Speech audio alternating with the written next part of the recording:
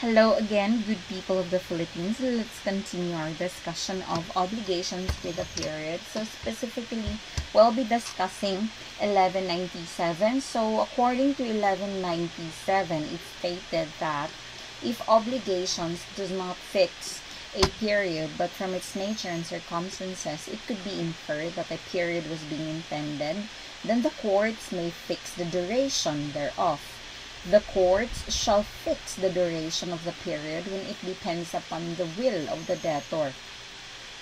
In every case, the court shall determine such period as may, under the circumstances, have been probably contemplated by the parties, and once fixed by the courts, the period cannot be changed by them. So here, basically, under 1197, it just tells us that when could be those instances that the court may fix the period.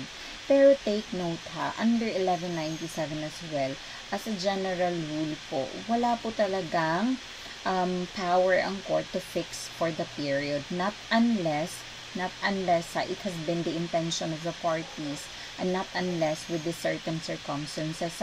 So these are the three exceptions pala of with the general rule na hindi nga po pwede po, hindi po authorized ang court na mag-fix po ng period because it has no right to make contracts nga for the parties.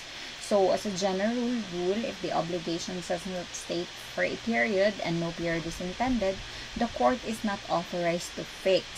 Exception lang ay kapag no period is fixed but a period was intended by the party. So in that case pala, yung nature at circumstances, it could be inferred or contemplated that really there was a period nga na ini-intend ang party. So let's say for example, eto nga, nandito, construction of house. Basically, there is always a beginning and an ending. Kinukontrata mo or inuobliga mo ang isang tao na mag-construct ng house. Basically, ang bahay na yun ay matatapos.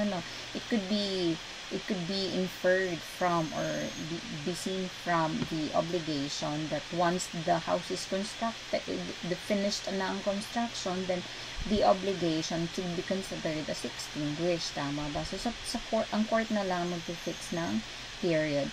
So, in cases as well as an exception, when the duration of the period depends upon the will of the debtor. This has been discussed already under 1180, if we could recall. Yung nakalagay sa provision na when it states in the obligation na when the payment of which is when my means permit me to do so. Ganun yung mga tenor ni debtor, diba? So, I will pay you little by little, or as soon as possible, or as soon as I have money. Those are the ay terms na pwede po, it depends upon the will of the debtor, so the court could fix So, whenever the court fixes the term of the obligation, hindi naman daw niya ina-amend or ino-modify. Ini-enforce lang niya kung ano yung implied na stipulations ng mga parties. So, it just carries out the intention of the parties. So, yun po yun when it comes to the fixing of the period. So, basically, under this provision and under this general rule, ang court ay hindi talaga nag-fix ng because of the autonomy of the contracts for the parties. Ang ginagawa naman ng court is that the fixing of the duration ay iba pa po, it could be a separate action kapag po we wanted so to continue nga, when it comes nga, if we go to court for the fixing of the period sa duration or term ng period, hiwalay pa po iyon sa fulfillment kung tutuusin. Kasi po, yung fulfillment of the obligation itself, it could not be demanded not until the court has fixed the period for the compliance. So, or such period has arrived. So, therefore pala, ang nangyayari ay, ipapafix mo muna ang period. Tapos, kapag hindi pa nagko-comply out doon sa period na naka-fix na i-finix ni court, tapos nagkakaroon siya ng breach or delay, then saka pa po magkakaroon ng fulfillment. But recent decisions of the Supreme Court just to have to set aside technicalities para po magkakaroon ng ika nga ay mahihasten ang performance nga ng mga obligations ay minsan ay sinama na po sa isang action yung fixing at the same time yung para sa fulfillment. So here, what would be the legal effect where the suspensive period or condition depends upon the will of the debtor? So we have discussed this one already. So basically, the existence of the obligation ay hindi siya apektado man although the period depends upon the sole will of the debtor. It's only the performance with respect as to the time. Ang duration lang ang affected, diba? That is left to the will of the debtor. But still, yung obligation ay nagsasubsist. However, as a differentiation that we have discussed already on the initial part of this primary of obligations with a period, meron na po tayo naging discussion dito yung comparison natin ng term and condition. Kapag ang obligation is subject to a condition which depends upon exclusively on the will of the debtor, then the conditional obligation should be considered as void, because in such a case, actually, the fulfillment of the obligation depends upon the will of the debtor. So here, once the period has been fixed by the courts, the parties cannot change it. If there has been a period agreed by the parties and it's already lapsed or expired, the courts cannot fix for another period. So another is, from the very moment na ang mga parties daw have given their acceptance and consent to the fixing of the period made by the courts, then said period acquires the nature of a contract, because the effect of such acceptance and consent by the parties is exactly the same as if they have expressly agreed upon. And having agreed upon by them, it becomes the law governing their contract. So alam niyo naman kapag ang parties, they enter into a contract, yung contract na yun ay siya yung mag-govern to whatever man na magkakaroon sila ng conflicts in the future. So babalik at pabalik sila sa contract. So the same thing daw, if there has been a fixing made by the court, it constitutes as if accepted and the parties have consented or agreed to it, then it would be the ones that would govern the parties. 1198. Let's pursue the 1198, a very interesting topic as well. So under 1198, the debtor shall lose every right to make use of the period. So here, as a general rule, ay para kasing ang kwento dito ay diba, sa ating obligations ay kapag may designated period kapag may designated po na period, yan ay supposed to be for the benefit of both the debtor and the creditor, right? If you could recall our previous na discussion. So, kapag po, ganun po ang ating, ang naging agreement, tsaka ganun din po ang ating presumption, it means to say that the debtor, when the period has not yet arrived, ay hindi po pwedeng nating singilin as creditor. O di kaya man, pwedeng sasabihin ni debtor na, aba, hindi pa po pwede ako, hindi mo ko kailangan i-compel na magbayad kasi hindi pa po due date. Para bagang ang labas ay pwedeng maging gamitin yung justification na hindi pa nag-a-arrive yung period or hindi pa po nag-due ang utang. Pero may mga pagkakataon po na wherein the debtor would lose the benefit of the period. It means to say that the term of the obligation would be considered, would be disregarded, or extinguished.